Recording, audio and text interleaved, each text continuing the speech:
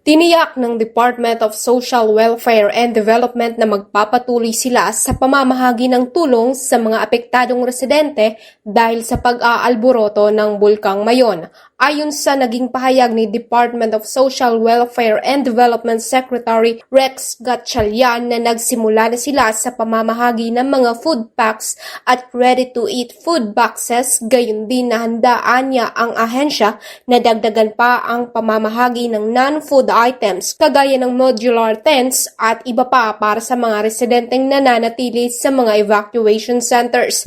Dagdag ng kalihim na titiyakin nilang matulungan ang mga apektadong magsasaka kung saan ang displaced livelihood ay mapapalitan ng cash for work na programa ng kanilang ahensya.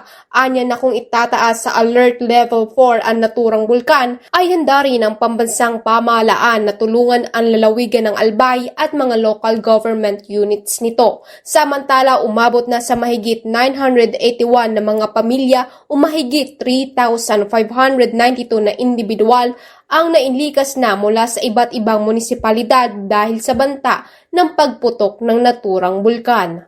We've already started distributing these food packs and yung tinatawag namin ready-to-eat boxes. These are ready-to-eat food boxes. Other non-food items, tents, other kits, sabi namin whatever the LGUs need, we can augment them. Napag-usapan din namin na maraming farmers ang maaring maapektuhan. We will make sure na yung displaced livelihood mapalitan yung cash for work. Kukunin na namin yung mga listahan sa mga LGUs natin. Suffice to say na if this protracts or it escalates to level 4, the national government stands ready to help the province and the local government units.